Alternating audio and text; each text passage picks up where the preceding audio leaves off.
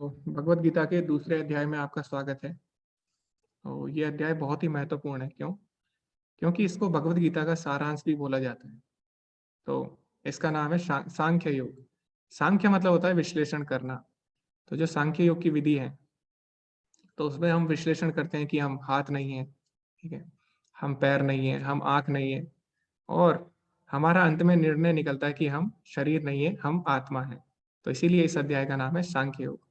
और ये अध्याय महत्वपूर्ण इसलिए है क्योंकि अग्नि पुराण में भगवत गीता के अलग अलग अध्यायों को शरीर के अलग अलग अंगों से उनकी तुलना की गई है।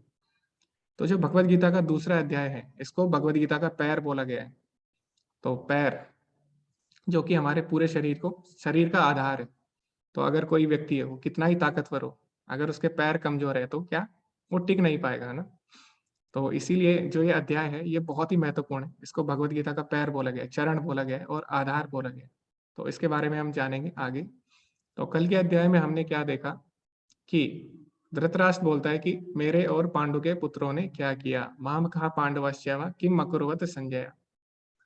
तो वहां पे हमने सबकी मानसिकता देखी, और उस अध्याय का नाम था सैन्य निरीक्षण, है ना।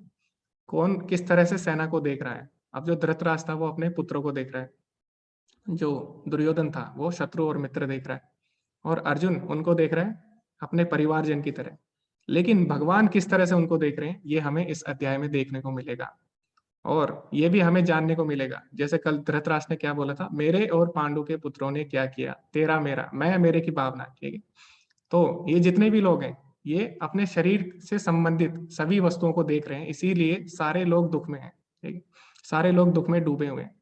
तो इस अध्याय में हमें पता लगेगा वास्तव में हम शरीर नहीं है। और जब भी हम ये सोचते हैं, जब भी हम शरीर से संबंधित किसी भी वस्तु को देखते हैं, तो वही हमारे दुख का कारण बनती है। तो आगे बढ़ते हैं इसी के साथ।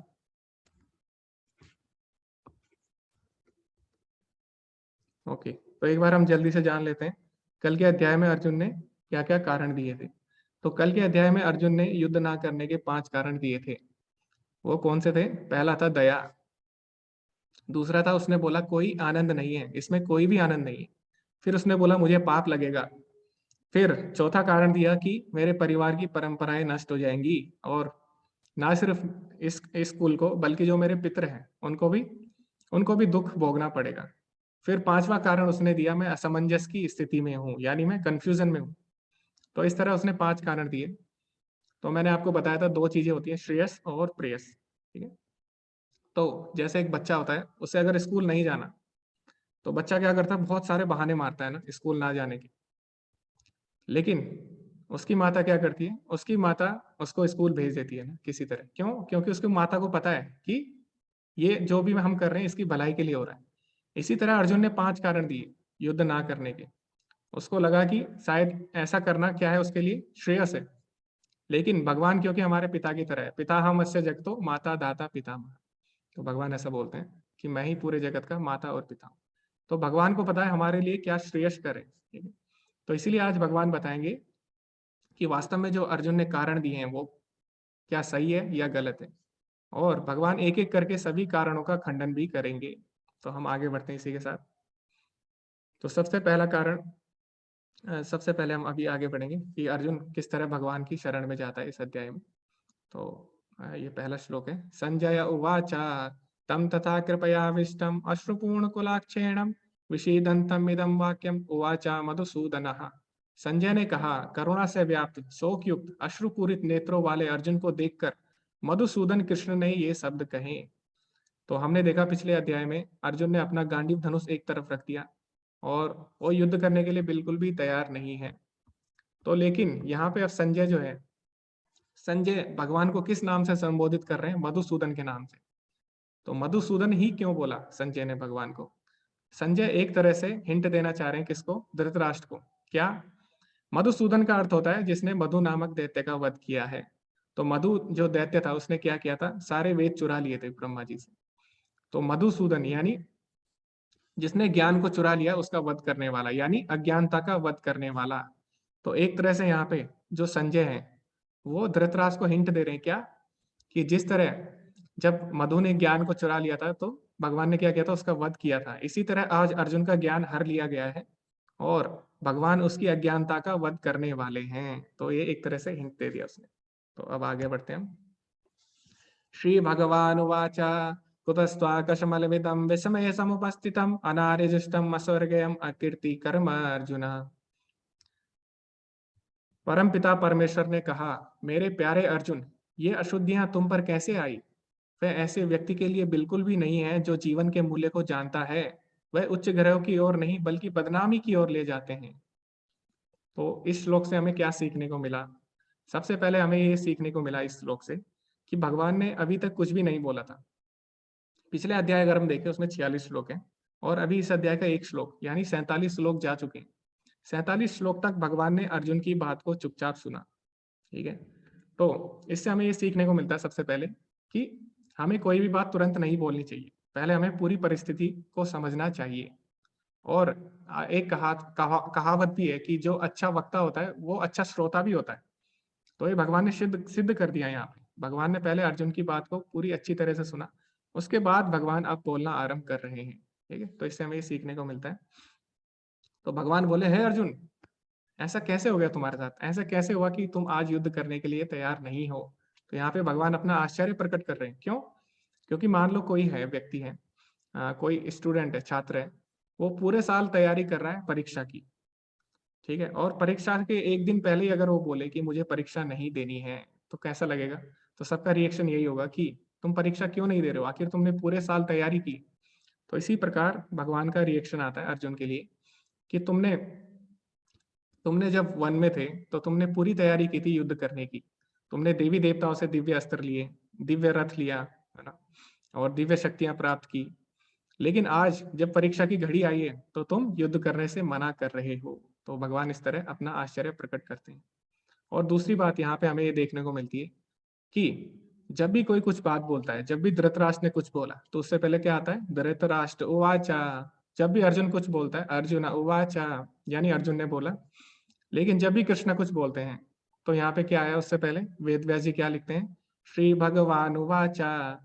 तो वेद व्यास जी हमें कंफ्यूज नहीं करना चाहते। सबको क्लियर है क्या? कि कृष्णस्तु भगवान स्वयं। तो हमें भी ये बात जाननी है। अगर हमें भगवत गीता को समझना है तो हमें इस बात पे ध्यान देना होगा कि कृष्ण कौन है? भगवान है। तो कई लोग हैं वो बोलते हैं कृष्ण एक महापुरुष थे, कृष्ण एक अच्छे इंसान थे। ऐसा नहीं है। तो यहाँ पे हम भगवत गीता को समझ नहीं पाएंगे जब तक हम ये न जाने कि कृष्ण कौन है? भगवान है। तो इसीलिए व्यास देव जी ने हमें कंफ्यूज नहीं किया, उन्होंने बिल्कुल साफ साफ लिख दिया, श्री भगवान उवाच। ठीक है। तो हमें भी ये समझना बहुत ही जरूरी है। अब आगे हम बढ़ते हैं। अब ये जो श्लोक है यहाँ से भगवत गीता एक नया मोड़ ले लेती है। इसको भगवत गीता का टर्निंग पॉइंट भी बोला जाता है। तो ऐसा क्या है इस श्लोक में, ये हम अभी डिस्कस करेंगे। कार्पण्य दोषोपहत स्वभाव पृच्छामि त्वां धर्म सम्मूढ़ चेता यश्रेयः स्यात् निश्चितं ब्रूहि तन्मे शिष्यस्ते हम साधिमां त्वां प्रपन्नम। तो अर्जुन क्या बोलता है? अब मैं अपनी कृपण दुर्बलता के कारण अपना कर्तव्य भूल चुका हूँ और सारा धैर्य खो चुका हूँ। ऐसी अवस्था में मैं आपसे कुछ पूछ रहा हूँ कि जो मेरे लिए श्रेयस्कर हो उसे निश्चित रूप से बताएं। अब मैं आपका शिष्य हूँ और शरणागत हूँ, कृपा करके मुझे उपदेश दे। तो देखते हैं प्रभुपाद जी क्या लिखते हैं तात्पर्य में। प्रभुपाद जी बोलते हैं, यह प्राकृतिक नियम है कि भौतिक कार्यकलाप की प्रणाली ही हर एक के लिए चिंता का कारण है। पग पग पर उलझने मिलती हैं, अतः प्रमाणिक गुरु के पास जाना आवश्यक है जो जीवन के उद्देश्य को पूरा करने के लिए समुचित पथ निर्देश दे सके। समग्र वैदिक ग्रंथ हमें यही उपदेश देते हैं कि जीवन की अनचाही उलझनों से मुक्त होने के लिए प्रमाणिक गुरु के पास जाना चाहिए। ये उलझने उस दावाग्नि के समान है जो किसी के द्वारा लगाए बिना भभक उठती है। इसी प्रकार विश्व की स्थिति ऐसी है, बिना चाहे जीवन की उलझने स्वतः उत्पन्न हो जाती है। कोई नहीं चाहता कि आग लगे, किंतु फिर भी वह लगती है और हम आध्यात्मिक व्याकुल हो उठते हैं। अतः मनुष्य को भौतिक उलझनों में ना रहकर गुरु के पास जाना चाहिए। यही इस श्लोक का तात्पर्य है। तो हम इस श्लोक को समझेंगे, बहुत ही अच्छी तरह समझेंगे, क्योंकि ये श्लोक भगवत गीता को एक नया मोड़ देता है। कैसे? क्योंकि यहाँ पे अब अर्जुन ये नहीं बोल रहा कि युद्ध कैसे करूं। अर्जुन पूछ रहा है कि जीवन का आखिर उद्देश्य क्या है? आखिर मैं कर्म करूं तो करूं क्यों? युद्ध करूं तो करूं क्यों? ठीक है। और अर्जुन ने पिछले अध्याय में साफ साफ बोल दिया कि अगर मुझे तीनों लोग भी प्राप्त हो जाए तब भी मैं युद्ध नहीं करूंगा। ठीक है। तो इसका मतलब क्या है? अर्जुन जानना चाह रहा है कि वास्तव में जीवन का उद्देश्य क्या है। तो जीवन का उद्देश्य राज्य प्राप्त करना या भोग प्राप्त करना या फिर बहुत सारा धन अर्जित करना, ये नहीं है। तो अब अर्जुन पूछ रहा है जीवन का उद्देश्य आखिर है क्या? क्या करूँ मैं?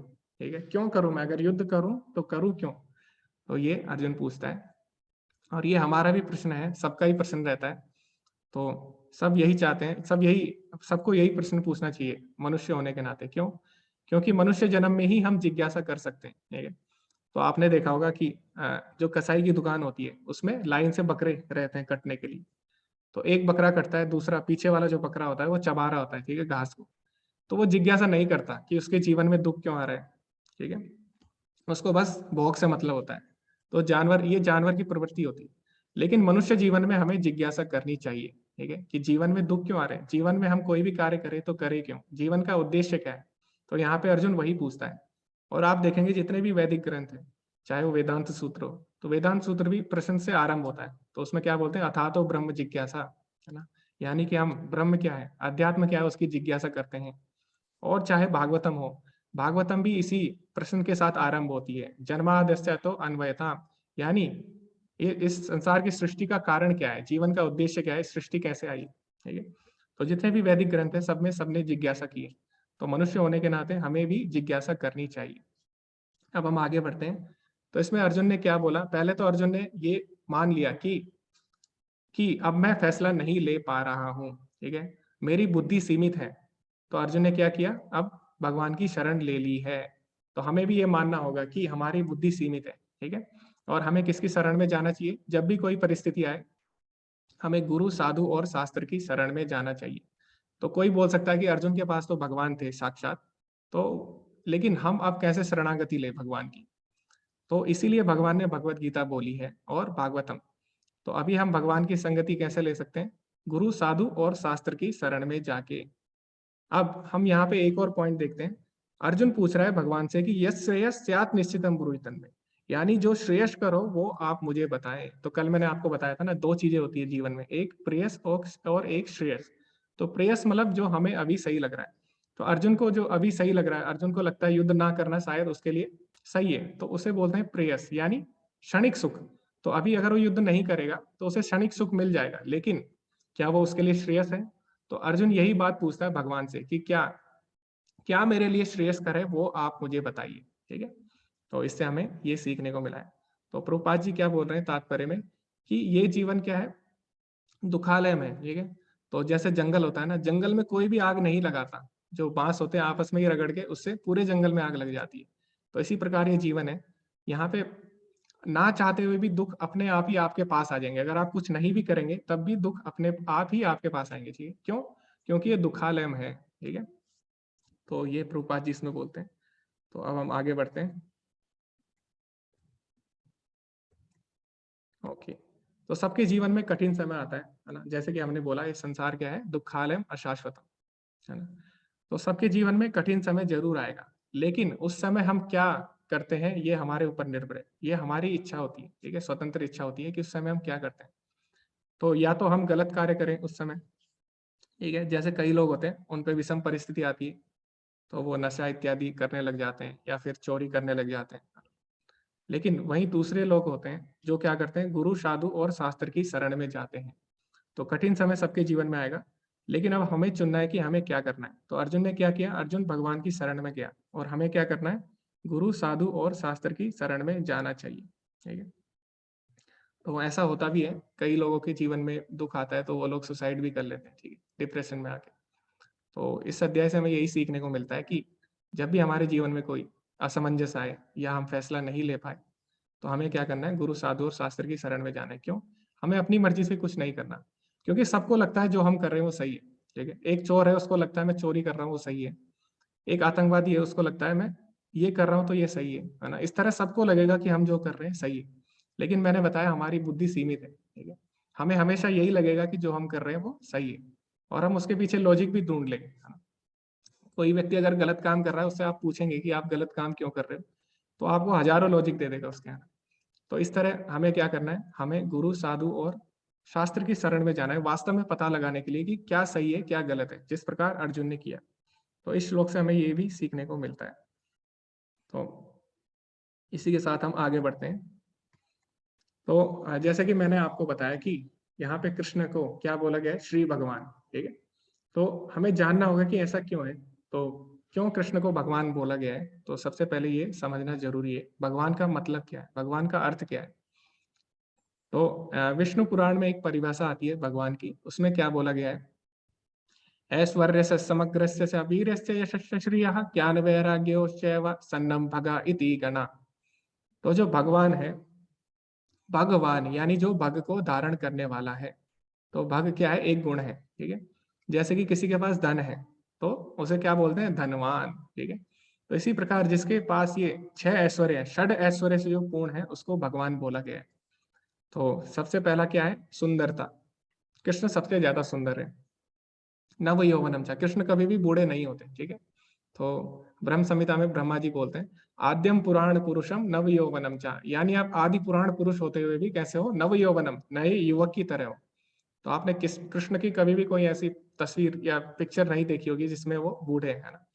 भगवान पुराण पुरुष होते हुए भी क्या है? नव यौवनम है, ठीक है। तो भगवान इतने ज्यादा सुंदर है। और जब महाभारत का युद्ध हो रहा था, तो उस समय अर्जुन की भी और कृष्ण की भी आयु 100 वर्ष से ऊपर थी, सबके पोते थे।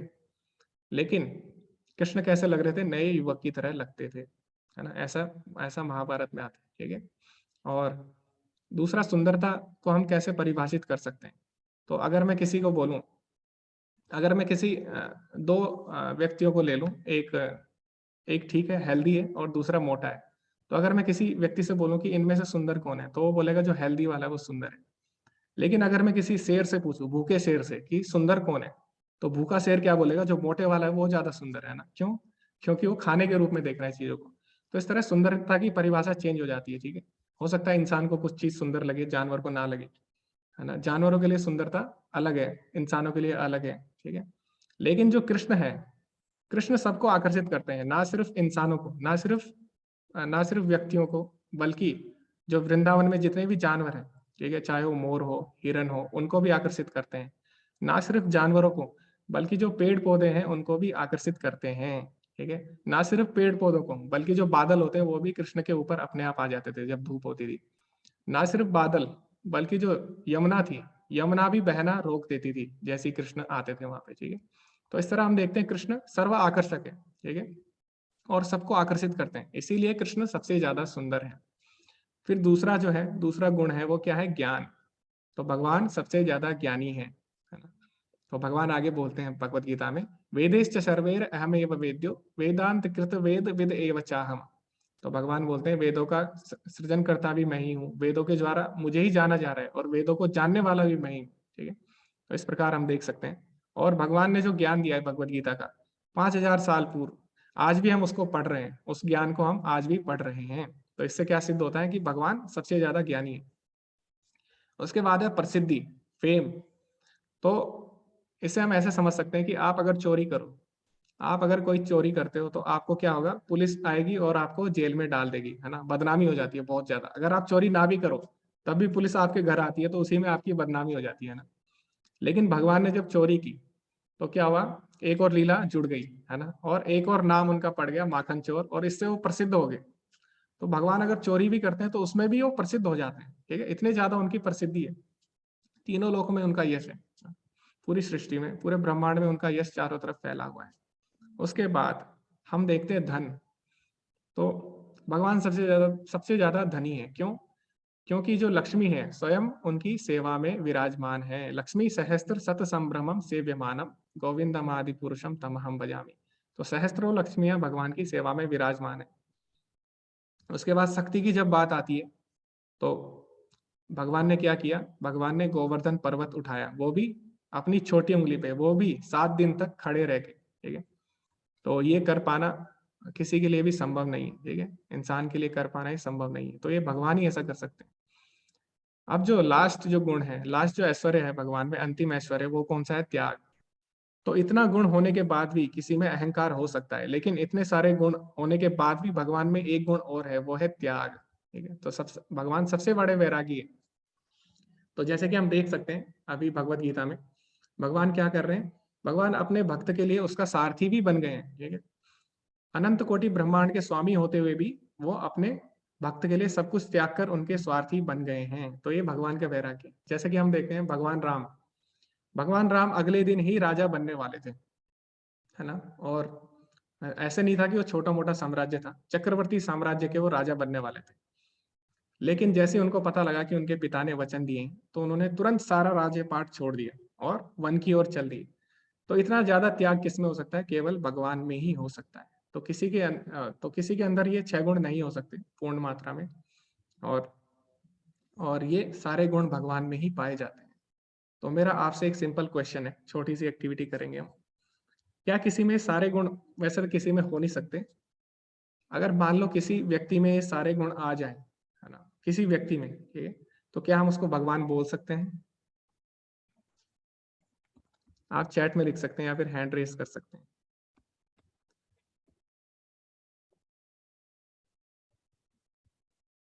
ओके, वीना माता जी बोलिए यस, नम्रता माता जी यस, सुजीत प्रभु जी बोल रहे हैं नो, सोहिनी माता जी बोलिए नो। ओके, तो 2 लोगों ने हैंड भी रेस किए हैं, देखते हैं उनसे पूछते हैं। ज्यादा टाइम नहीं है इसलिए हम कम ही लोगों को लेंगे। तो जो होस्ट हैं वो लोग अनम्यूट कर दें जिन्होंने हैंड रेस किए हैं। मैं देख नहीं पा रहा हूँ किसने हैंड रेस किए हैं। ओके, हरे कृष्णा, वंदना माता जी। वंदना माता जी बोला है। अच्छा, ध्रुव बोल रहे हो क्या? बोलो। हरे हरे कृष्णा ध्रुव बोलिए। हरे कृष्णा प्रभु जी। जी, क्या भगवान बन सकता है कोई व्यक्ति, किसी में 6 गुण आ गए तो? और सुंदर है और ना ओके, है। ओके, बहुत ही अच्छे ध्रुव। ओके, तो बहुत यहाँ पे मिक्स आंसर आ रहे हैं, कोई हाँ बोल रहा है, कोई ना बोल रहा है, तो देखते हैं हम। तो ठीक है, अब हम आगे बढ़ते हैं, हमारे पास इतना समय नहीं है। तो भगवान सब में बसते हैं, किसी ने लिखा है चैट में भगवान सब में है लेकिन सब भगवान नहीं है, ठीक है। तो इसमें हम देखते हैं कि अगर किसी व्यक्ति में सारे गुण आ भी गए, मान लो, वैसे तो असंभव है, लेकिन अगर किसी व्यक्ति में ये गुण आ भी गए तो ये हमेशा के लिए नहीं रहेंगे, ठीक है।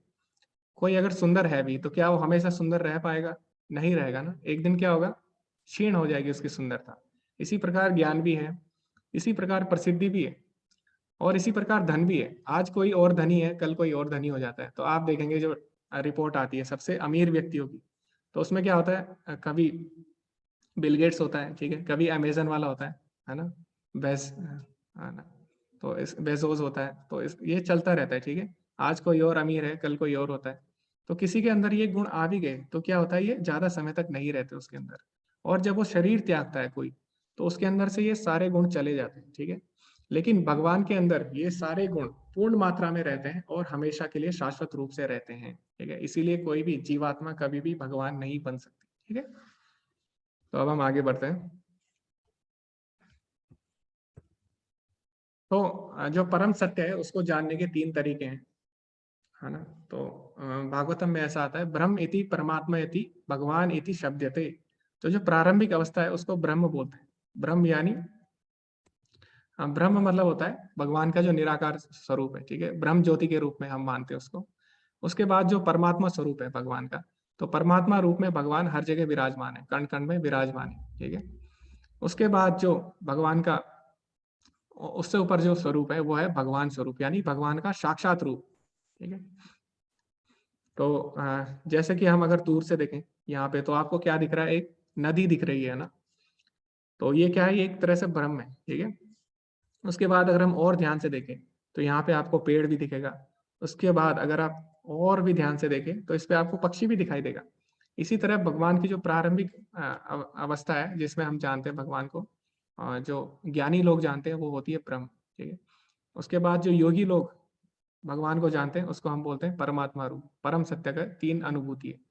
उसके बाद भक्त लोग किस तरह जानते हैं भगवान को, साक्षात भगवान के रूप में जानते हैं, ठीक है। तो जैसे सूर्य होता है ना, सूर्य को अगर कोई देखे दूर से तो कैसा लगता है, सूर्य एक लाइट लगता है ना, प्रकाश। अगर आप और पास से देखें सूर्य को और ध्यान से देखें तो आपको एक गोला दिखाई देता है, ठीक है। और अगर और भी आप करीब जाएंगे, वैसे जा नहीं सकते, लेकिन अगर आप जाएं तो आप क्या देखोगे, सूर्य के अंदर भी एक सतह है, ठीक है। तो इस तरह भगवान की 3 अनुभूतियां हैं।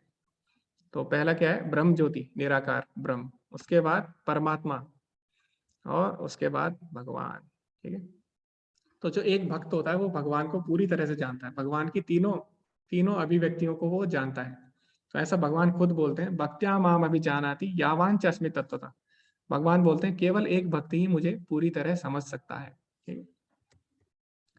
तो इस तरह हमने भगवान के बारे में जाना, भगवान की परिभाषा क्या है और भगवान की अनुभूतियां किस तरह से हम कर सकते हैं। अब भगवान, जो अर्जुन ने 5 कारण दिए थे, एक एक करके सबका खंडन करने वाले हैं। तो अर्जुन ने पहला कारण क्या दिया था, दया। ठीक है, अर्जुन ने बोला कि दया के कारण मैं इनको नहीं मार पा रहा हूं। तो भगवान क्या बोलते हैं, देहिनो अस्मिन् यथा देहे कौमारम यौवनम जरा तथा देहांतर प्राप्ति धीरस्तत्र न मुह्यति। जिस प्रकार शरीरधारी आत्मा इस शरीर में बाल्यावस्था से तरुणावस्था में और फिर वृद्धावस्था में निरंतर अग्रसर होता रहता है, उसी प्रकार मृत्यु होने पर आत्मा दूसरे शरीर में चला जाता है। धीर व्यक्ति ऐसे परिवर्तन से मोह को प्राप्त नहीं होता है। तो भगवान क्या बोल रहे हैं कि तुम जिस पे दया कर रहे हो, तुम किस पे दया कर रहे हो, इनके शरीर पे दया कर रहे हो। और ये शरीर क्या है, इसको बदलना ही है। ठीक है, ये इसका नियम है, शरीर का बदलाव संसार का नियम है। तो आपने देखा होगा, आप अगर अभी अपनी पुरानी फोटो देखते हो तो आप देखोगे आप बिल्कुल ही बदल चुके हो ना। बचपन में आप कुछ और थे, फिर उसके बाद युवा अवस्था आई, और उसके बाद आप कुछ और दिखते हो, और उसके बाद अभी जो अवस्था है उसमें आप कुछ और हो, है ना। तो इस प्रकार कोई अगर बुद्धिमान व्यक्ति होगा तो उसको बड़ी बड़ी तपस्या करने की आवश्यकता नहीं है। केवल वो इसी बात से निर्धारित कर सकता है कि हमारा शरीर बदल रहा है, यानी हम शरीर नहीं है। हमारा शरीर बदल रहा है यानी हम शरीर बिल्कुल भी नहीं है। तो भगवान इसमें यही बात बता रहे हैं कि अर्जुन, तुम जो दया कर रहे हो शरीर पर दया कर रहे हो, लेकिन वास्तव में ये सब आत्मा है। ठीक है, तो जैसे कि अगर कोई व्यक्ति डूब रहा है, तो अगर कोई व्यक्ति डूब रहा है तो क्या हमें उसके कपड़ों को बचाना चाहिए? नहीं, हमें व्यक्ति को बचाना है ना। तो इसी प्रकार भगवान बोल रहे कि अर्जुन, तुम दया कर रहे हो शरीर पे, तुम आत्मा के बारे में नहीं सोच रहे हो, और वास्तव में हम लोग क्या है, आत्मा है। ठीक है, तो इस तरह भगवान अर्जुन के पहले कारण यानी दया, उसका खंडन करते हैं। और भगवान आगे क्या बोलते हैं, वांसांसि जीर्णानि यथा विहाय नवानि गृह्णाति नरोपराणि तथा शरीराणि विहाय जीर्णानि अन्यानि संयाति नवानि देहि। जिस प्रकार मनुष्य पुराने वस्त्रों को त्याग कर नए वस्त्र धारण करता है, उसी प्रकार आत्मा पुराने तथा व्यर्थ के शरीरों को त्याग कर नवीन भौतिक शरीर धारण करता है। तो तात्पर्य में प्रभुपाद जी क्या लिखते हैं, अणु आत्मा द्वारा शरीर का परिवर्तन एक स्वीकृत तथ्य है। आधुनिक विज्ञानी जन तक जो आत्मा के अस्तित्व पर विश्वास नहीं करते, पर साथ ही हृदय से शक्ति साधन की व्याख्या भी नहीं कर पाते, उन परिवर्तनों को स्वीकार करने को बाध्य है जो बाल्यकाल से कौमार अवस्था और फिर तरुणावस्था तथा वृद्धावस्था में होते रहते हैं। वृद्धावस्था से यही परिवर्तन दूसरे शरीर में स्थानांतरित हो जाते हैं। तो प्रभुपाद जी क्या बोलते हैं कि जो वैज्ञानिक है वो भी मानते हैं कि हमारा शरीर किससे चल रहा है, हृदय से, है ना। हृदय हमारे शरीर का पंप माना जाता है। ठीक है, लेकिन ये हृदय कैसे चल रहा है वो बता नहीं पाते। ठीक है, तो भगवान बोलते हैं भगवत गीता में, सर्वस्य चाहम हृदय सन्निविष्टो, मैं सबके हृदय में परमात्मा के रूप में विराजमान हूँ, जो कि पूरे शरीर को चला रहा है। ठीक है, तो इस तरह हम देखें कि शरीर में दो चीजें हैं, एक है आत्मा और परमात्मा। ठीक है, तो यही बात भगवान इसमें बोल रहे हैं। और भगवान बोले कि हम वास्तव में क्या है, शरीर नहीं, हम आत्मा है, और शरीर हमारे बदलते रहते हैं। तो भगवान ने 84 लाख योनियां बनाई है। क्यों? भगवान ने इतने तरह के वस्त्र बनाए हैं, क्यों? हमारी भोग इच्छा के अनुसार। ठीक है, तो जैसे एक पिता है, उसने मान लो अपने बच्चे को फोन दिया, है ना। तो फोन अगर वो अपने बच्चे को देता है, लेकिन बच्चा क्या करता है, फोन को वो पेपर वेट की तरह यूज करता है। बुक के ऊपर रखते हैं ना, पेज जब हम पढ़ते हैं बुक को तो उसके ऊपर एक वेट रखते हैं, उसको पेपर वेट बोलते हैं। तो अगर बच्चा फोन को पेपर वेट की तरह यूज करता है तो पिता क्या करेगा, पिता उससे फोन छीन लेगा और बोलेगा तुम पत्थर ले लो, है ना।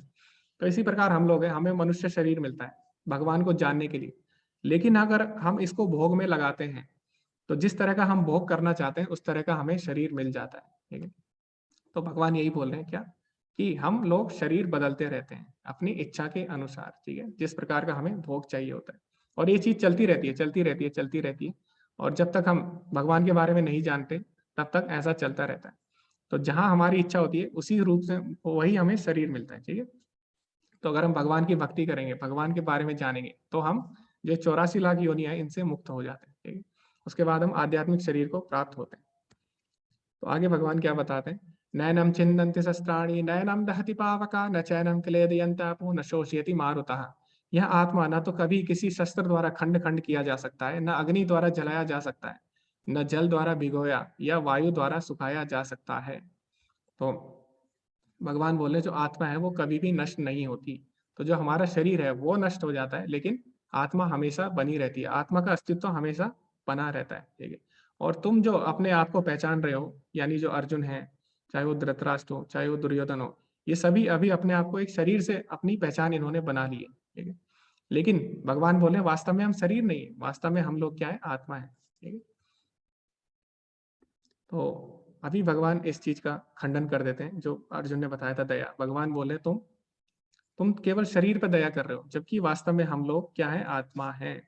तो इसमें कोई व्यक्ति बोल सकता है कि अच्छा, अगर हम लोग तो ऐसा है तो हम लोग भी क्या किसी का वध कर सकते हैं, क्योंकि हम तो आत्मा है, शरीर नहीं है, तो क्या हम किसी का वध कर सकते हैं? नहीं, हम ऐसा नहीं कर सकते, ठीक है। क्यों? क्योंकि अर्जुन क्या है, अर्जुन एक क्षत्रिय है, ठीक है। उसका कार्य है, उसका कार्य है युद्ध करना। जैसे पुलिस है, पुलिस किसी चोर को पकड़ सकता है ना, और उसको सजा दे सकता है, लेकिन क्या कोई भी व्यक्ति चोर को पकड़ के उसको सजा दे सकता है अपने आप? नहीं। अगर कोई व्यक्ति है वो सेना में है, तो वो क्या कर सकता है, वो अगर आतंकवादी को मारता है तो उसको इनाम मिलेगा, अगर कोई सेना में। लेकिन अगर वही व्यक्ति अपने पड़ोसी को मार दे तो क्या होगा, उसको जेल हो जाएगी। तो इसी तरह सबके अलग अलग नियम है सबके लिए, है ना, उसके कर्म के अनुसार। तो अर्जुन जो है वो क्षत्रिय है, इसीलिए वो युद्ध कर रहा है यहाँ पर। और दूसरा ये है कि अर्जुन अपनी इंद्रिय तृप्ति के लिए नहीं कर रहा। तो अर्जुन ने साफ साफ बोल दिया था कल कि मुझे कोई भी सुख नहीं चाहिए, ठीक है। लेकिन अभी जो भी कोई गलत काम करते हैं, जो लोग मर्डर वगैरह करते हैं किसी का, ये बोल के कि हम लोग शरीर नहीं है, आत्मा है, तो वो क्या कर रहे हैं, वो अपनी इंद्रिय तृप्ति के लिए करेंगे, है ना। अगर कोई चोर किसी को मारता है तो वो किस लिए कर रहा है, इंद्रिय तृप्ति के लिए कर रहा है, इसीलिए वो ऐसा नहीं बोल सकता। और तीसरा बात क्या है कि तीसरी बात ये है कि यहाँ पे भगवान अर्जुन को बोल रहे हैं।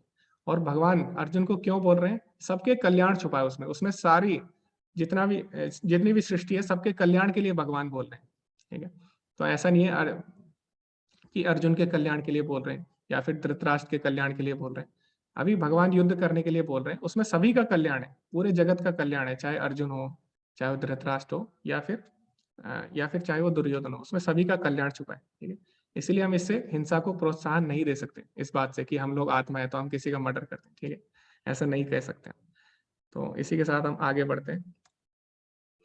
तो अब हमने जान लिया कि हम लोग आत्मा है, हम लोग शरीर नहीं है।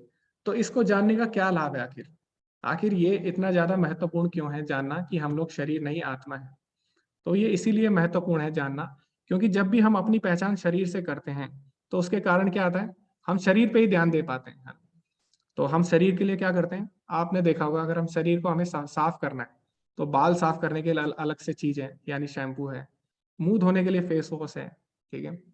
और हाथ धोने के लिए हैंड वॉश है, ठीक है। और नहाने के लिए अलग साबुन आता है। तो हम शरीर के लिए हम इतना कुछ कर रहे हैं ना, हम सब चीज शरीर के लिए कर रहे हैं, अच्छे अच्छे कपड़े पहनते हैं, ठीक है। तो अभी सर्दी है तो हम मोटे कपड़े पहनते हैं, और गर्मी है तो पतले कपड़े, इस तरह हम शरीर के लिए बहुत कुछ कर रहे हैं। लेकिन क्या हम इससे खुश रह पाएंगे? नहीं। तो शरीर के लिए आप जितना भी कुछ कर लो, आपको खुशी प्राप्त नहीं हो सकती, ठीक है। तो उसका रिजल्ट क्या होता है, उसका परिणाम होता है हम लोग तनाव में आ जाते हैं, निराशा में आ जाते हैं, कई लोग डिप्रेशन में आते हैं, और उनके मन में सुसाइडल थॉट्स यानी आत्महत्या के विचार आते हैं, और चिंता से ग्रस्त हो जाते हैं। तो सिंपल मैं आपको उदाहरण देता हूँ कि आप देखेंगे, अगर वैसे तो बहुत लोग हैं, लेकिन आप जिनको जानते हैं मैं उन्हीं का उदाहरण दूंगा। जैसे कि बॉलीवुड की जो सेलिब्रिटीज हैं, ठीक है, वो क्या, उनके पास सब चीज है ना, उनके पास नाम है, पैसा है, अच्छा घर है, उनके पास सिक्योरिटी भी है, सब चीज है, लेकिन फिर क्यों वो डिप्रेशन में आ जाते हैं? अगर यही हमारे जीवन का उद्देश्य है, अच्छा घर, अच्छा पैसा, सिक्योरिटी, सब ये सब अच्छी प्रसिद्धि, तो फिर क्यों वो लोग डिप्रेशन में आ जाते हैं? क्यों? क्योंकि वो लोग मान रहे हैं हम शरीर हैं।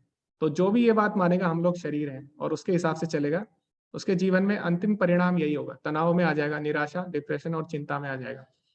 तो भज गोविंदम एक शंकराचार्य की एक प्रार्थना है, उसमें वो क्या बोलते हैं, बालस्तावत क्रीडा सकता, यानी जब हम बाल अवस्था में होते हैं तो हम खेल से आसक्त हो जाते हैं। तरुणास्तावत तरुणी सकता, और जब हम तरुण अवस्था में होते हैं तो हम तरुणी, यानी युवक युवती से आकर्षित होता है, और युवती युवक से आकर्षित होती है। वृद्धास्तावत चिंता आसक्ता, और जब बुढ़ापा आता है तो हम चिंता से आकर्षित होते हैं, चिंता से ग्रस्त हो जाते हैं। पर ब्रह्मणि कोपी न सकता, लेकिन जो इससे ऊपर भगवान है उसके बारे में कोई जानना नहीं चाहता है। तो अंत परिणाम क्या होता है, जब हम जानते हैं हम शरीर है, तो उसका अंत परिणाम वो यही यही होता है, ठीक है, तनाव, निराशा, डिप्रेशन, चिंता, ये सब आ जाती है। तो जब हम जानते हैं हम लोग आत्मा हैं, तो हम क्या करेंगे, अब आत्मा के लिए कार्य करेंगे। तो अभी तक हम लोग क्या कर रहे हैं, शरीर के लिए सब कुछ कर रहे हैं, लेकिन अगर हम ये बात जान लें कि हम लोग आत्मा है, तो अब हम आत्मा के लिए कार्य करते हैं। तो आत्मा को हम किस तरह प्रसन्न रख सकते हैं, आत्मा को हम, जब तक हम भगवान से नहीं जुड़ेंगे तब तक हम आत्मा को खुश नहीं रख सकते, क्योंकि आत्मा जो है भगवान का अंश है। तो भगवान क्या बोलते हैं भगवत गीता में आगे, मामे वंश जीव लोके जीव भूता सनातना, यानी जितनी भी जीवात्माएं हैं, ना सिर्फ मनुष्य, चाहे वो जानवर हो या पेड़ पौधे हो, सब क्या है, मेरे शाश्वत अंश है। तो जब तक अंश पूर्ण से नहीं जुड़ेगा तब तक वो दुख में ही रहेगा। तो भगवान क्या है, सच्चिदानंद है ना। और हम भी, आत्मा भी क्या है, सच्चिदानंद है, लेकिन जैसी वो भगवान से दूर होती है वो अपना स्वरूप खो देती है, ठीक है। वो क्या होती है, भौतिक प्रकृति से अपने अपनी पहचान करने लग जाती है। तो जब तक हम भगवान के पास नहीं जाएंगे तब तक हमें वास्तविक जो सुख है वो प्राप्त नहीं हो सकता। तो जैसे आग होती है ना, आग, तो आग की चिंगारी जब तक आग के पास रहती है तब तक उसमें भी वही गुण रहता है, वो भी जगमगाती है, लेकिन जैसे जैसे चिंगारी दूर जाती है आग से, वो क्या होता है, बुझ जाती है। और इसी प्रकार जैसे आप देखोगे पेड़ है, तो पेड़ की आप टहनी तोड़ लो, तो क्या होगा, थोड़ी देर तक वो हरी रहती है, लेकिन क्या होता है, कुछ टाइम बाद वो सूख जाती है। तो इसी प्रकार जीवात्मा भी है, जीवात्मा जैसे भगवान से दूर जाती है तो कुछ समय के लिए वो सुखी रह सकती है, लेकिन ज्यादा समय तक नहीं रह सकती, ठीक है। तो इसीलिए ये जानना बहुत जरूरी है कि हम लोग क्या है, आत्मा है, और हमें क्या करना है, भगवान से जुड़ना है, ठीक है। और इसके लिए हम क्या कर सकते हैं कलयुग में, बिल्कुल बिल्कुल सिंपल है, कलयुग में हम भगवान का नाम लेके भगवान से जुड़ सकते हैं, ठीक है। तो इसीलिए ये बहुत ही महत्वपूर्ण है जानना कि हम लोग शरीर नहीं है, आत्मा है। ओके, आगे हम बढ़ते हैं। तो अर्जुन ने दूसरा कारण क्या दिया युद्ध ना करने का, अर्जुन ने बोला कि इसमें कोई भी आनंद नहीं है। तो पहला कारण का भगवान ने खंडन कर दिया। अब दूसरे कारण को देखते हैं, भगवान क्या बोलते हैं। अवाच्य वादाश्च बहुन्विधश्चितवाहितः निंदनस्तस्त्व सामर्थ्य ततो दुखंतरम नु किम। तुम्हारे शत्रु अनेक प्रकार के कटु शब्दों से तुम्हारा वर्णन करेंगे और तुम्हारी सामर्थ्य का उपहास करेंगे, तुम्हारे लिए इससे दुखदाई और क्या हो सकता है। तो अर्जुन ने बोला कि अगर मैं युद्ध नहीं करूंगा, तो उसका दूसरा कारण दिया, इसमें कोई भी आनंद नहीं है। तो भगवान बोले ऐसा नहीं है, अगर तुम युद्ध नहीं करोगे तो तुम्हारे शत्रु ये नहीं बोलेंगे कि तुमने दया के कारण युद्ध नहीं किया, बल्कि वो तुम्हारा मजाक उड़ाएंगे कि अर्जुन इतना शक्तिशाली होते हुए भी डर गया, ठीक है, ऐसा करके तुम्हारा मजाक उड़ाएंगे। तो इससे क्या होगा, इससे भी तुम्हें आनंद नहीं मिलने वाला। भगवान बोले आनंद तो तुम्हें वैसे भी नहीं मिलेगा, अगर तुम युद्ध छोड़ दोगे तब भी क्या होगा, तब भी तुम्हें अपमान का सामना करना पड़ेगा। तो आगे भगवान क्या बोलते हैं, हतो वा प्राप्स्यसि स्वर्गम जित्वा वा भोक्ष्यसे महीम तस्मात् उत्तिष्ठ कौन्तेय युद्धाय कृत निश्चयः। हे कुंती पुत्र, तुम यदि युद्ध में मारे जाओगे तो स्वर्ग प्राप्त करोगे, यदि तुम जीत जाओगे तो पृथ्वी के साम्राज्य का भोग करोगे। अतः दृढ़ संकल्प करके खड़े हो जाओ और युद्ध करो। तो भगवान बोले अर्जुन, तुम बोल रहे हो युद्ध करने में कोई आनंद नहीं है, लेकिन अगर तुम युद्ध में मारे जाओगे तो तुम्हें स्वर्ग मिलेगा, और अगर तुम जीत जाते हो तो तुम्हें राज्य मिलेगा। तो चित भी तुम्हारी है, पट भी तुम्हारी है। युद्ध, अगर तुम युद्ध करते हो तो चित भी तुम्हारी है, पट भी तुम्हारी है, और तुम बोल रहे हो कि इसमें कोई आनंद नहीं है। तो इस तरह भगवान क्या करते हैं, अर्जुन के दूसरे कारण का भी खंडन कर देते हैं, ठीक है। तो अब जो अर्जुन है उसने तीसरा कारण क्या दिया था, पाप लगेगा, ठीक है। अर्जुन ने बोला कि युद्ध करने से मुझे पाप लगेगा। तो भगवान किस तरह से उसका खंडन करते हैं, भगवान बोलते हैं नेहा विकर्मणासोस्ति प्रत्यवायो न विद्यते स्वल्पम अप्यस्य धर्मस्य त्रायते महतो भयात्। इस प्रयास में ना तो हानि होती है ना ही हास, अपितु इस पद पर की गई अल्प प्रगति भी महान भय से रक्षा करती है। तो भगवान बोलते हैं जो भक्ति है, भक्ति पाप पुण्य लाभ हानि से ऊपर है। अगर तुम भक्ति में फेल भी हो जाते हो, भक्ति में असफल भी होते हो, तब भी क्या होगा, तब भी तुम्हें पाप नहीं लगेगा, ठीक है। तो भगवान के भक्त क्या होते हैं, भगवान के भक्त, उनकी जो गतिविधियां होती है ना वो पाप में आती है ना पुण्य में, वो पाप पुण्य से ऊपर उठ जाते हैं, ठीक है। और भगवान की भक्ति में पास या फेल नहीं होता, बस हमें प्रयास करना होता है, ठीक है। जैसे मैं आपको छोटा सा उदाहरण देता हूँ। तो जो जटायु थे, तो जब सीता माता का अपहरण किया रावण ने, तो जटायु थे, तो वो घायल हो गए थे, है ना, उनके पंख रावण ने काट दिए थे और वो मरने ही वाले थे लगभग। तो अगर कोई व्यक्ति बाहर से देखे तो उसको लगेगा ये फेल हो गया ना, अपने जो इसका कार्य था उसमें फेल हो गया ये। इसको सीता माता को बचाना था लेकिन ये बचा नहीं पाया तो फेल हो गया। लेकिन ऐसा नहीं है। तो भगवान जब गरुड़ गरुड़ जो थे, जो जटायु थे, वो क्या हुआ, वो फेल नहीं हुए। भगवान स्वयं उनके पास आए, उनका भगवान ने स्वयं अंतिम संस्कार किया और उन्हें वैकुंठ की प्राप्ति हुई। तो इस प्रकार भक्ति में कोई भी पास या फेल नहीं होता, ठीक है। बाहर से देखने में हमें लग सकता है पास या फेल, लेकिन भक्ति में अगर हम थोड़ा भी प्रयास करें तो उसमें भी क्या बोलते हैं भगवान, उसका भी कभी नाश नहीं होगा, ठीक है। तो भगवान के लिए अगर आप 1% कार्य भी करोगे, भगवान उसको भी याद रखते हैं, ठीक है। हम भले ही भगवान को भूल जाए, भगवान कभी भी हमको नहीं भूलते। तो प्रभुपाद जी तात्पर्य में लिखते हैं, यदि आप कोई सांसारिक कार्य है उसमें आप जब तक 100% सक्सेस नहीं होते, यानी 100% जब तक आप सफल नहीं होते, उसको सफल नहीं माना जाएगा। मान लो कोई बच्चा है ना, अगर उसके पास 10 सब्जेक्ट हैं, किसी है ना, मान लो कक्षा 10 में है, उसके पास 10 सब्जेक्ट हैं, अगर वो एक सब्जेक्ट में भी फेल हुआ तो उसको फेल माना जाएगा, है ना। इसी प्रकार संसार में कोई भी कार्य है वो जब तक पूरा 100% जब तक वो ना हो जाए तो उसको फेल ही माना जाता है।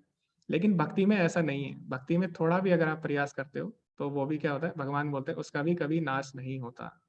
तो प्रभुपाद जी तात्पर्य में ये लिखते हैं कि भौतिक संसार में आप कोई भी कार्य कर लो, आप 100% पास ही हो जाओ उसमें, तो फिर भी क्या लाभ। और भगवान के लिए अगर अगर आप 1% भी कार्य करते हो तो उसमें क्या हानि, ठीक है। तो इस प्रकार भगवान उसके तीसरे कारण का भी खंडन कर देते हैं। तो चौथा कारण अर्जुन ने क्या दिया कि मेरे परिवार की परंपराएं नष्ट हो जाएगी, ठीक है, और मेरे पितरों को श्राद्ध कौन देगा। इस तरह अर्जुन ने चौथा कारण दिया। तो भगवान उसका किस तरह से खंडन करते हैं। भगवान बोलते हैं, त्रैगुण्या विषया वेदा निस्त्रैगुण्यो भवार्जुना निर्द्वंदो नित्य सत्वश्चो निर्योग क्षेम आत्मवान यावानार्थ उत्पाने सर्वतः संप्लुतोदके तावान सर्वेषु वेदेषु ब्राह्मणस्य अभिजानतः। तो भगवान बोलते हैं, हे अर्जुन, जो वेद हैं, वेदों के कर्म कांड से ऊपर उठो, ठीक है, निर्द्वंदो नित्य सत्वस्थो, द्वंद से ऊपर उठो और शुद्ध सत्व में आओ, ठीक है। और उसके बाद भगवान क्या बोलते हैं, जिस तरह जो छोटे छोटे कुएं हैं उनका प्रयोजन एक नदी से पूर्ण हो जाता है।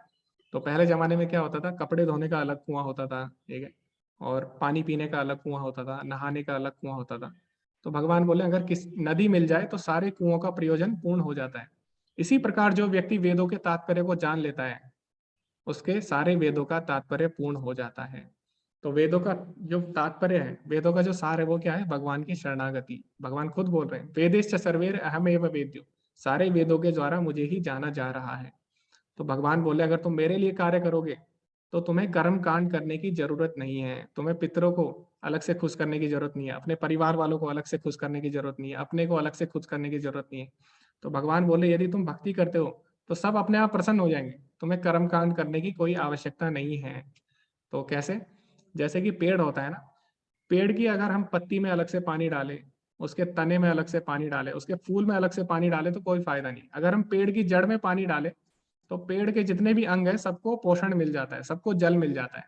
इसी प्रकार यदि हम भगवान को प्रसन्न कर ले तो हमारे पितृ, हमारा परिवार, हम सब, सारा जगत प्रसन्न हो जाता है अपने आप, ठीक है। तो भगवान यही बोल रहे हैं कि तुम्हें कोई भी कर्म कांड की आवश्यकता नहीं है।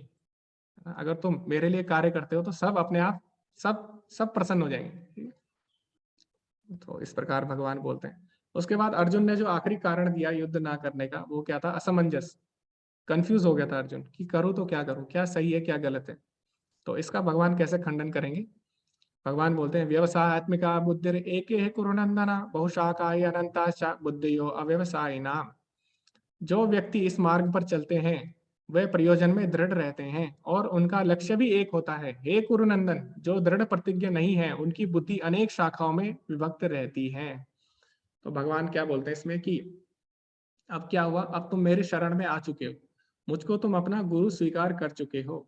तो अर्जुन ने बोला ना 7वें श्लोक में, शिष्यस्ते हम साधि माम त्वाम प्रपन्नम, यानी मैं अब आपका शिष्य हूँ और अब आप मुझे बताइए क्या सही है क्या गलत। तो भगवान बोले अब तुम अगर मुझे अपना गुरु मान चुके हो तो अब जो मैं बोलूंगा तुम्हें वही करना है।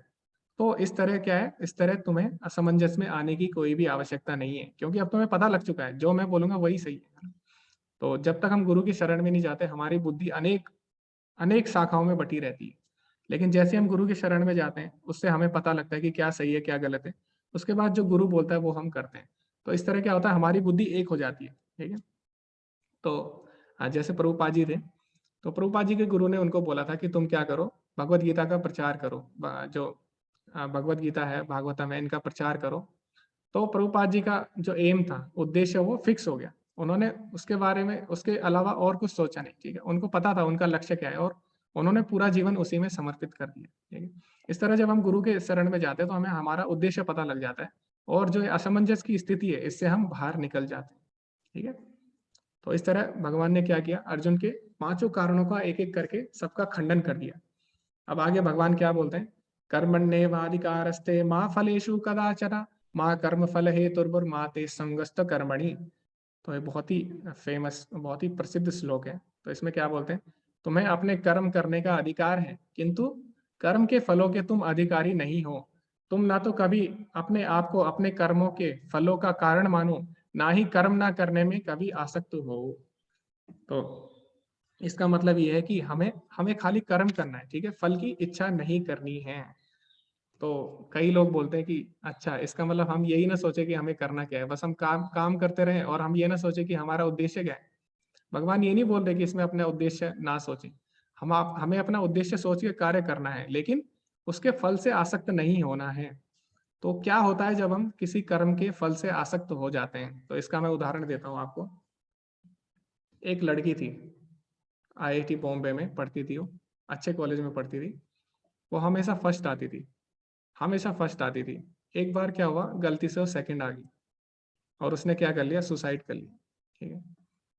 तो इससे हमें क्या सीखने को मिला, वो अपने फल से बहुत ज्यादा आसक्त हो गई थी, और जब उसकी फल की प्राप्ति नहीं हुई तो उसने क्या किया, सुसाइड कर लिया।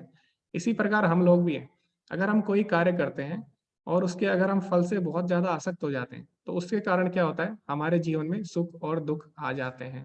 तो दुख आते हैं, कभी सुख आएंगे कभी दुख आएंगे। इस तरह हम जो संसार के द्वंद्व है उसमें फंस जाते हैं। इसीलिए भगवान ये नहीं बोल रहे कि तुम कार्य मत करो, है ना। भगवान बोले कार्य करो, लेकिन उसके फल से आसक्त मत हो, ठीक है। अब कोई लोग ये बोल सकते हैं कि अच्छा, अगर हम फल की इच्छा ही ना करें तो फिर कार्य क्यों करें। तो भगवान ऐसा नहीं बोले कि तुम कार्य मत करो, भगवान बोले कार्य करो, लेकिन फल तुम्हारे हाथ में नहीं है, ठीक है। तो जैसे एक किसान है, तो किसान अगर फसल बोता है, तो किसान ये नहीं बोलता कि किसान ये नहीं सोचता कि मेरी फसल बर्बाद होगी या अच्छी होगी। वो क्या करता है, बस अपनी फसल बोता है, ठीक है। तो हो सकता है कभी उसकी फसल बर्बाद हो सकता है कभी उसकी फसल अच्छी हो, लेकिन इसका मतलब ये नहीं है किसान खेती करना ही छोड़ दे। किसान अपना कर्तव्य करता है। इसी प्रकार हमें भी अपना कर्तव्य करना है, बिना उसके फल से आसक्त हुए, ठीक है। तो इसका मतलब ये भी बिल्कुल भी नहीं है कि हमें कार्य करना ही बंद कर देना है ना? तो इसमें भगवान ये समझा रहे हैं हमें। अब आगे भगवान क्या बोलते हैं, श्री भगवान वाचा प्रजहाति यदा कामान सर्वान पार्थ मनोगतान आत्मनेवात्मना तुष्टा स्थिता प्रज्ञ दोच्यते।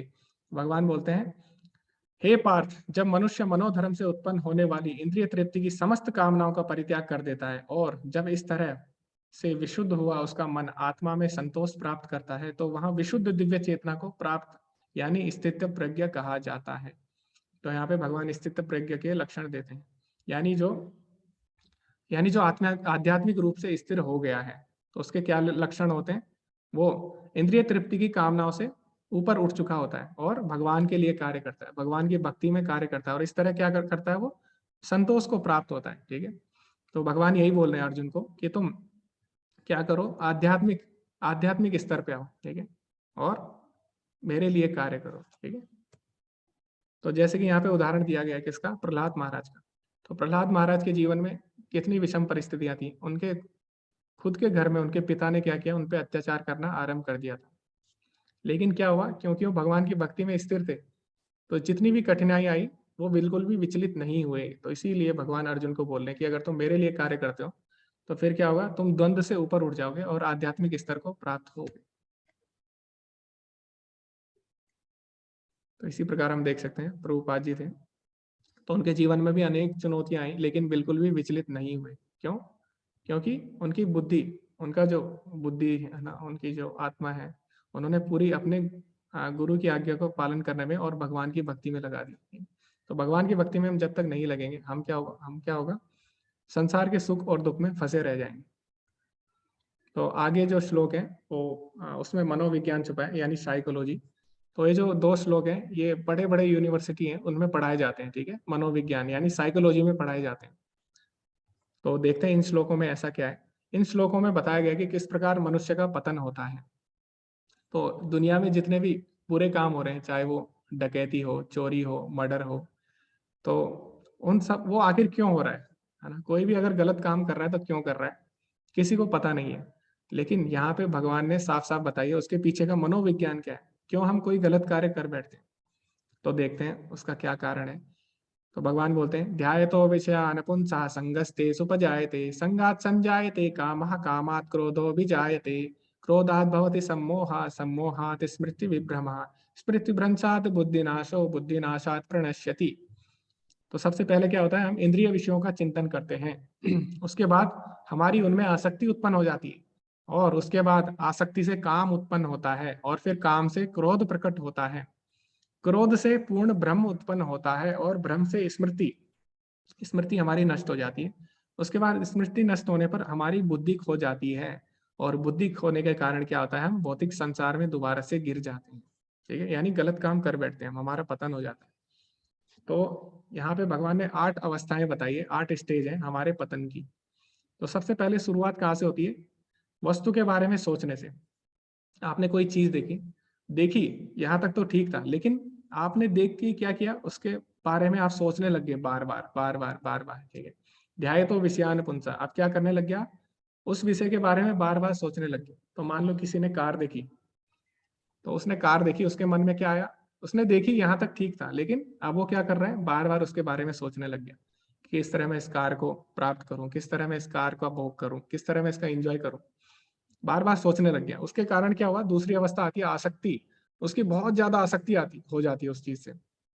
वो चाहता है कि किसी ना किसी तरह मुझे वो चीज मिल जाए। तो किसी ने कार के बारे में सोचा, अब वो चाहेगा कि किसी ना किसी तरह मुझे ये कार बस मिल जाए, ठीक है। उसके बाद क्या होता है, अगर उसकी आसक्ति पूरी हुई तो क्या होता है, लालच आ जाता है। लालच आ जाता है कि मुझे और अच्छी चाहिए, है ना, ऐसा होता है ना। किसी के पास अगर कार है, वो चाहता है कि मुझे और अच्छी कार मिले। तो इससे क्या होगा, लालच आता रहता है आता रहता है, और लालच कभी भी पूरा नहीं होता, ठीक है। जैसे आग में आप कितना भी घी डाल लो तो आग क्या होता है, और बढ़ती है और बढ़ती है। इसी तरह लालच का क्या है, लालच कभी भी पूरा नहीं होगा, और बढ़ेगा और बढ़ेगा, और एक दिन ऐसा आएगा वो लालच पूरा नहीं होगा, ठीक है। और ये जो लालच है ना, इसको बोलते हैं काम। काम मतलब होता है बुरी इच्छाएं, गलत इच्छाएं। अगर ये पूरी नहीं होती है, उसके बाद क्या आता है, हमें क्रोध आ जाता है, ठीक है। तो एक दिन क्या होगा, उसको फिर उसकी इच्छाएं पूरी नहीं होगी तो उसको क्रोध आ जाएगा। क्रोध के बाद क्या होता है, वो सम्मोहित हो जाता है ना। सम्मोहित होके जब वो सम्मोहित होता है तो उसको पता नहीं लगता कि मैं क्या हूँ, मैं कौन हूँ। तो वो क्या करता है, उसकी स्मरण शक्ति खो जाती है। तो आपने देखा होगा कि जब किसी को गुस्सा आता है तो देखता नहीं है सामने वाला क्या है, उसने मेरे लिए क्या किया है, या फिर उसके साथ मेरे कैसे संबंध है, और मुझे कैसे व्यवहार करना चाहिए, वो सब कुछ भूल जाता है। उसकी स्मरण शक्ति चले जाती है उस समय। और इस कारण क्या होता है, उसकी बुद्धि की हानि हो जाती है, वो गलत कदम उठा बैठता है ना। बुद्धि की हानि होने के बाद वो गलत कदम उठा बैठता है, और उससे उसका पतन हो जाता है, ठीक है। तो भगवान ने हमारे पतन की 8 अवस्थाएं बताई है। तो 8 अवस्थाओं में हमारा पतन होता है। अगर इनमें से हम किसी भी अवस्था में अपने आप को रोक लें बीच में, तो क्या होता है, हम पतन से बच सकते हैं, ठीक है। तो इसीलिए यहाँ पे भगवान ने बता दिया है पहले ही, और इसीलिए भगवत गीता बहुत महत्वपूर्ण है समझना इसको। तो इसको हमने अगर अच्छे से समझ लिया तो क्या होगा, हम पतन से बच सकते हैं। तो आगे हम बढ़ते हैं। तो ये अध्याय समाप्त हो चुका है अब। और इसमें हम आप देखेंगे एक समरी इसकी हम देखेंगे अंत में, इसका निर्णय क्या है अंतिम। और दोबारा से हम देखेंगे। तो अर्जुन ने क्या किया था, 5 प्रश्न पूछे थे। पहला अर्जुन ने क्या बोला था, 5 कारण अर्जुन ने दिए थे युद्ध ना करने के। तो अर्जुन ने पहला कारण दिया था दया। तो भगवान ने क्या बोला, तुम शरीर पे दया मत करो, हम क्योंकि हम शरीर नहीं है, हम आत्मा है। फिर दूसरा, अर्जुन ने बोला था कोई भी आनंद नहीं है युद्ध ना करने में, युद्ध करने में कोई भी आनंद नहीं है। भगवान ने बोला नहीं, ऐसा नहीं है। अगर तुम जीत गए तो तुम्हें स्वर्ग मिलेगा, और हार गए तो राज्य। फिर अर्जुन ने तीसरा कारण दिया, पाप लगेगा। तो भगवान ने बोला भक्ति में कोई भी पाप नहीं होता, पाप पुण्य नहीं होता भक्ति में, नेहा भी कर्म ना सुस्ती। उसके बाद अर्जुन ने चौथा कारण दिया, परिवार की परंपराएं नष्ट हो जाएंगी। तो भगवान ने क्या बोला, त्रिगुण्य विषया वेदा निस्त्रिगुण्यो भवार्जुना, ठीक है। वेदों के कर्म कांड से ऊपर उठो और भक्ति में जुड़ो। उसके बाद पांचवा कारण क्या दिया अर्जुन ने, असमंजस यानी कंफ्यूजन, इनडिसीजन, वो फैसला नहीं ले पा रहा था क्या सही है क्या गलत है। तो भगवान ने बोला व्यवसाय आत्मिका बुद्धि एक एक नंदना, अपनी बुद्धि को एक करो, दृढ़ बनाओ। क्यों? क्योंकि अब तुम मेरी शरण में आ चुके हो और जो मैं अब बोलूंगा तुम्हें वो करना चाहिए। ठीक है, तो इस तरह भगवान ने क्या किया, अर्जुन के पांचों कारणों का खंडन किया और इस तरह भगवान ने आत्मा के बारे में बताया इस अध्याय में, और हमारे पतन की अलग अलग अवस्थाओं के बारे में भी भगवान ने बताया, और किस प्रकार हमें कर्म करना चाहिए बिना आसक्त हुए, बिना उसके फल से आसक्त हुए, वो भी भगवान ने इस अध्याय में बताया। तो इसी के साथ भगवत गीता का दूसरा अध्याय समाप्त होता है और अंत में हम देखते हैं प्रभुपाद जी क्या बोलते हैं इस अध्याय के अंत में। प्रभुपाद जी बोलते हैं मनुष्य कृष्ण भावनामृत या दिव्य जीवन को एक क्षण में प्राप्त कर सकता है और हो सकता है कि उसे लाखों जन्मों के बाद भी ना प्राप्त हो। तो अगर जिसने इस अध्याय को समझ लिया कि हम लोग क्या है, हम लोग शरीर नहीं है आत्मा है, तो अब अगर वो इस पे काम करना शुरू कर दे, कार्य करना शुरू कर दे, तो क्या होगा, वो इसी जन्म में दिव्य चेतना को प्राप्त हो सकता है। ठीक है, लेकिन अगर जिसने इस अध्याय को समझने के बाद भी दोबारा से उसने क्या किया, भोग में लग गया, तो क्या हो सकता है, उसको लाखों जन्म भी लग सकते हैं। तो अब ये हमारे ऊपर है, ये अध्याय समझने के बाद हम क्या करते हैं। तो आगे क्या बोल रहे हैं प्रभुपाद जी, यह तो सत्य है, सत्य समझने और स्वीकार करने की बात है। खटवांग महाराज ने अपनी मृत्यु के कुछ मिनट पूर्व कृष्ण के शरणागत होकर ऐसी जीवन की अवस्था प्राप्त कर ली। तो जो खटवांग महाराज थे, तो उन्होंने क्या किया, देवताओं के लिए युद्ध किया। तो देवताओं ने उनसे पूछा कि तुमको क्या चाहिए। तो उन्होंने बोला कि पहले ये बताओ मेरे पास समय कितना है। तो देवताओं ने बोला तुम्हारे पास केवल एक मुहूर्त बचा है तुम्हारे जीवन का। तो उन्होंने बोला इतनी छोटी आयु, इतनी छोटे जीवन काल में अब मैं क्या चाह सकता हूँ, यानी संसारिक भोग तो मैं चाहूंगा नहीं। तो आप मुझे बताइए अब मैं क्या करूं। तो देवता उन्हें बोलते हैं कि आप क्या करो, भगवान का चिंतन करो, भगवान की भक्ति करो। और इस प्रकार उन्होंने क्या किया, कुछ क्षण में ही भगवान की प्राप्ति कर ली। तो इस ऐसी हम देखते हैं परीक्षित महाराज थे। तो परीक्षित महाराज को पता लग गया था कि एक हफ्ते में उनकी मृत्यु होने वाली है। तो जब वो सुखदेव गोस्वामी के पास गए, तो उन्होंने ये नहीं बोला उनसे कि आप बताइए मुझे कि किस तरह मैं इस मृत्यु को टालूं, किस तरह मैं अमर हो जाऊं। तो ऐसा राक्षस लोग बोलते हैं कि हम लोग अमर हो जाएं। तो जो शुद्ध शुद्ध भक्त होते हैं भगवान के, वो क्या बोलते हैं, वो ये नहीं बोलते कि हमें मृत्यु से बचाओ, वो बोलते हैं कि मृत्यु के समय में हम भगवान का चिंतन कैसे करें। तो परीक्षित महाराज ने ये नहीं बोला सुखदेव गोस्वामी से कि एक हफ्ते में मेरी मृत्यु होने वाली है तो मैं इससे कैसे बच सकता हूँ। उन्होंने बोला कि आप मुझे भगवान के बारे में बताइए। ठीक है, तो उन्होंने इस तरह भगवान को जानने की जिज्ञासा की और इस तरह केवल श्रवण मात्र से ही उन्होंने भगवान को प्राप्त कर लिया। ठीक है, तो इस जीवन का अंत होने से पूर्व यदि कोई कृष्ण भावना भावित हो जाए तो उसे तुरंत ब्रह्म निर्वाण अवस्था प्राप्त हो जाती है। तो जो परीक्षित महाराज थे उनको तो पता है, उनको तो पता था कि उनकी मृत्यु एक हफ्ते में होने वाली है। तो उन्होंने क्या किया, भगवान के बारे में श्रवण किया और भगवत धाम को प्राप्त हुए। लेकिन हमें तो ये भी नहीं पता कि हमारी मृत्यु कब होने वाली है। हमें तो ये भी नहीं पता हमारे पास 7 दिन है या 7 सेकंड है ना। तो फिर हम क्यों इस बात को इतनी गंभीरता से नहीं ले रहे हैं, हमें भी इस बात को गंभीरता से लेना चाहिए। ठीक, और फिर आगे प्रभुपाद जी क्या बोल रहे हैं, भगवत धाम तथा भगवत भक्ति के बीच कोई अंतर नहीं है, क्योंकि दोनों चरम पद हैं। अतः भगवान की दिव्य प्रेम भक्ति में व्यस्त रहने का अर्थ है भगवत धाम को प्राप्त करना। यानी जो भगवान की भक्ति में लगे हैं, समझो कि वो पहले ही भगवत धाम जा चुके हैं। ठीक है, मतलब उनकी भगवत प्राप्ति निश्चित है। आगे क्या बोलता है प्रभुपाद जी, भौतिक जगत में इंद्रिय तृप्ति विषयक कार्य होते हैं और आध्यात्मिक जगत में कृष्ण कृष्ण भावनामृत विषयक। तो जो ये संसार है इसमें हम क्या करते हैं, कोई भी कार्य हम अपनी इंद्रिय तृप्ति के लिए कर रहे हैं, लेकिन भगवान के धाम में क्या होता है, हम भगवान के लिए कार्य करते हैं। तो अगर हम इसी जन्म में भगवान के लिए कार्य करते हैं तो भगवान की भक्ति में और भगवान के धाम में कोई भी अंतर नहीं रह जाता। इसी जीवन में ही कृष्ण भावनामृत की प्राप्ति तत्काल ब्रह्म प्राप्ति जैसी है, और जो कृष्ण भावनामृत में स्थिर होता है वह निश्चित रूप से पहले ही भगवत धाम में प्रवेश कर चुका होता है। भगवत भक्ति के प्रतिपाद्य है कर्म योग, ज्ञान योग तथा भक्ति योग। इस द्वितीय अध्याय में कर्म योग तथा ज्ञान योग की स्पष्ट व्याख्या हुई है एवं भक्ति योग की भी इसमें झांकी दे दी गई है। तो ये जो अध्याय है इसको भगवत गीता का सारांश बोला गया है। तो इसमें भगवान ने सारी चीजें बता दी हैं, कर्म योग के बारे में भी बताया भगवान ने कि हमें किस तरह से कर्म करना चाहिए। उसके बाद भगवान ने आत्मा के ज्ञान के विषय में भी बताया, सांख्य योग के बारे में बताया। उसके बाद भगवान ने इसमें से हल्का सा भक्ति के बारे में भी बताया कि नेहा भी कर्म नाशोस्ति प्रत्यवाय न विद्यते, यानी जो मेरे लिए कर्म करता है उसका कभी भी नाश नहीं होता। ठीक है, तो इस तरह ये भगवद गीता का सारांश था ये अध्याय, और इसी के साथ ये अध्याय समाप्त होता है। किसी का कोई प्रश्न है तो आप लोग पूछ सकते हैं, हैंड रेज कर सकते हैं या चैट में लिख सकते हैं। हरे कृष्णा। ओके, आज बहुत सारे क्वेश्चन है। ओके प्रभु हरे कृष्ण। जी, ओम प्रभु जी, हरे कृष्णा। हरे कृष्ण। जैसे आपने बताया 6 गुण हैं, सुंदरता, ज्ञान, प्रसिद्धि, धन, शक्ति और त्याग।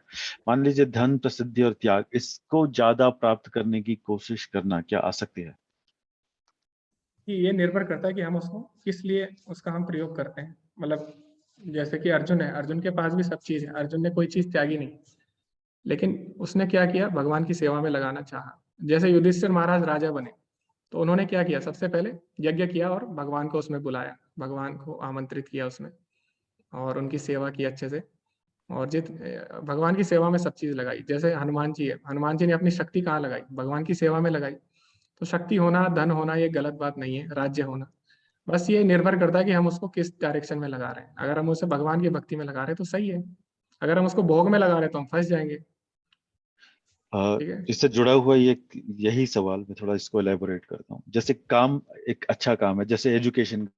हाँ एजुकेशन का काम करने के लिए अगर अगर हम ज्यादा काम करेंगे तो ज्यादा प्रसिद्धि, धन और ज्ञान मिलता है। जी जी और इसको ज्यादा करने के लिए हमें कुछ जगह कॉम्प्रोमाइज भी करना पड़ता है, जैसे फैमिली को कम समय दे पाते हैं, अपने शरीर को ज्यादा तकलीफ देते हैं, श्रम ज्यादा करते हैं। तो इस तरह से अगर हम इससे ज्यादा, इन चीजों को ज्यादा प्राप्त करने की कोशिश करते हैं तो कुछ जगह कॉम्प्रोमाइज भी हो रहा है, लेकिन काम इवेंचुअली अच्छा हो रहा है। तो क्या ये इस तरह से करना सही है या गलत है? जी जी प्रभु जी। हाँ, तो कुछ जगह हमें कॉम्प्रोमाइज करना पड़ सकता है, लेकिन अगर हम भक्ति में दृढ़ रहेंगे तो क्या होगा, कुछ समय में अभी हमारी परिस्थितियां विषम हो सकती हैं, लेकिन भक्ति में दृढ़ रहने के बाद क्या होता है, भगवान इस तरह से, भगवान अगर हम भगवान की तरफ एक कदम बढ़ाते हैं तो भगवान भी क्या करते हैं, भगवान भी उस हिसाब से अरेंजमेंट करते हैं कि हम लोग और आगे बढ़ पाए भक्ति में।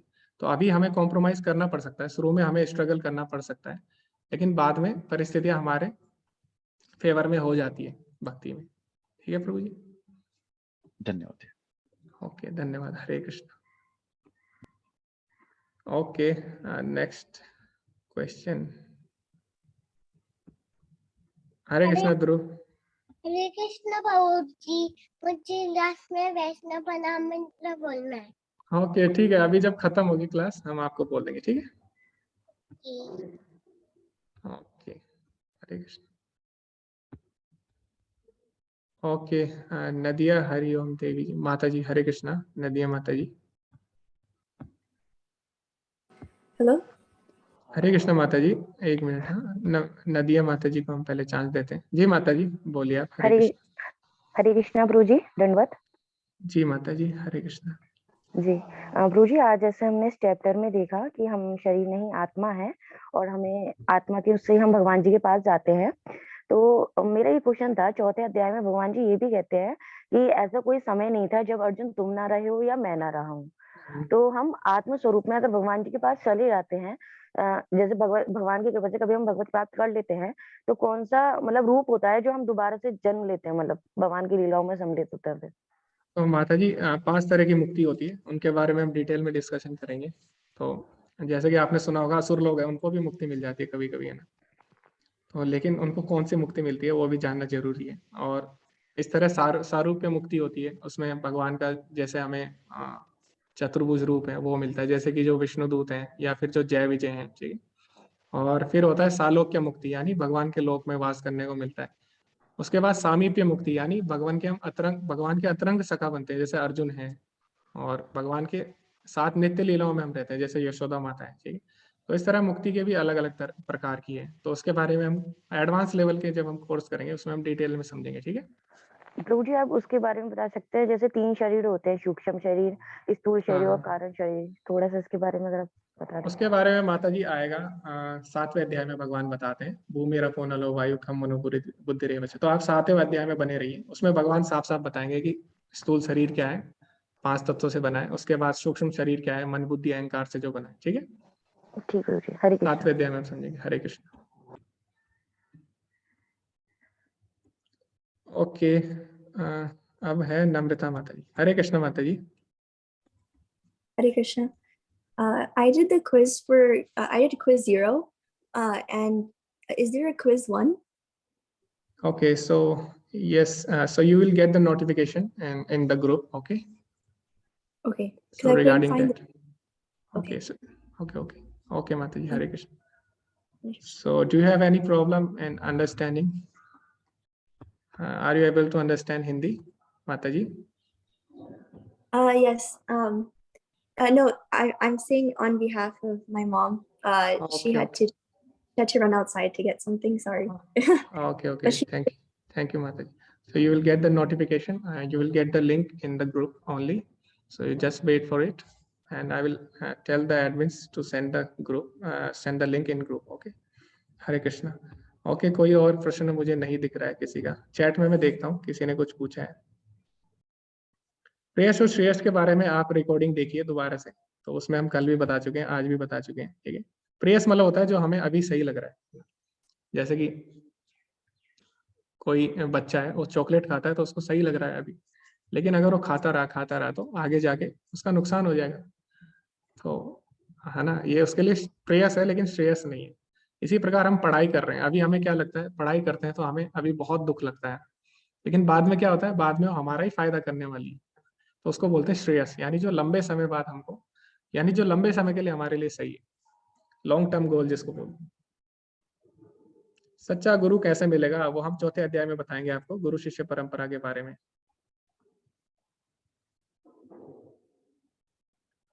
Okay, how did you get involve in Krishna consciousness? तो सेम माता जी, जैसे आप लोग आए 18 डेज कोर्स के थ्रू, वैसे ही मैं भी आया था। संजय को दिव्य दृष्टि किसने दी और क्यों? तो संजय को दिव्य दृष्टि प्रदान हुई उनके जो गुरु हैं व्यास देव की कृपा से। ये संजय बोलते हैं, लास्ट के अध्याय में बोलते हैं, अपने गुरु को धन्यवाद करते हैं कि उनके कारण मैं इतना कुछ सुन पाया हूँ। हम श्री की सेवा कैसे शुरू करें? हरे कृष्ण महामंत्र का नाम लेके आप आरंभ कर सकते हैं। ओके, तो शायद सबके प्रश्न हो चुके हैं, तो अब हम सेशन को एंड करते हैं। मंत्रिता, ठीक है। हरे कृष्णा ध्रुव, हमने मंत्रिता को आज चांस नहीं दिया, तो उनको हम वैष्णव प्रणाम मंत्र बोलने को बोल देते हैं। ठीक है, आप भी बोल दीजिए, उनको भी हम चांस दे देते हैं, दोनों बोल देते हैं। कृपा सिंधुएव च पतितानां पावनेभ्यो वैष्णवेभ्यो नमो नमः। अनंत कोटि वैष्णवन की जय। श्रील प्रभुपाद की जय। जय हरे कृष्णा। ओके, मंत्रिता को हम चांस देते हैं। जी मंत्रिता, आप बोलिए, फिर हम एंड करते हैं। वाञ्छत्कल्पतरुभ्यश्च कृपा सिन्धुभ्यैव च पतितानां पावनेभ्यो वैष्णवेभ्यो नमो नमः। अनंत कोटि वैष्णव वृंद की जय। जय जय जय हरे कृष्णा। हरे कृष्णा। हरे कृष्णा। ओके, तो जल्दी से 2 क्वेश्चन ले लेता हूँ मैं। तो विकल्प जी बोल रहे हैं, मैं शिव जी का भक्त हूँ, कि मैं इसको कर सकता हूँ? जी, क्यों नहीं कर सकते?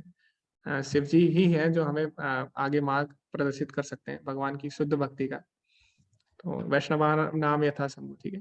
तो वैष्णवों की कृपा के बिना हम भगवान की भक्ति नहीं प्राप्त कर सकते हैं, कृष्ण को नहीं पा सकते। तो आप कर सकते हैं प्रभु जी, इसमें कोई बुरी बात नहीं है। खुशी जी, मैं पहले ही आपका आंसर दे चुका हूँ। आपने बोला हरि भक्ति कैसे स्टार्ट करें, मैंने बोला हरे कृष्ण महामंत्र का जप करें। तो अभी हम बताएंगे कल के अध्याय में, ठीक है, कैसे करना है। ओके, अब यहाँ पे अमित प्रभु जी बोल रहे हैं कि कोई निस्वार्थ मानव सेवा में है, 50% समय वो मानव सेवा को देता है, तो ये कैसा कर्म है? इसे पुण्य कर्म में आता है प्रभु।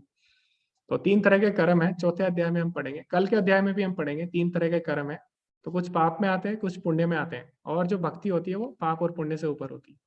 तो जो पुण्य कर्म कर रहा है, यानी सेवा कर रहा है, मानव सेवा कर रहा है, अच्छे अच्छे कार्य कर रहा है, तो वो भी गलत नहीं है, लेकिन हमें क्या करना है, पाप और पुण्य से ऊपर उठना है। तो क्यों उठना है वो हम कल के अध्याय में बताएंगे। तो अब हम आज का अध्याय समाप्त करते हैं। हरे कृष्णा, धन्यवाद आप सभी का।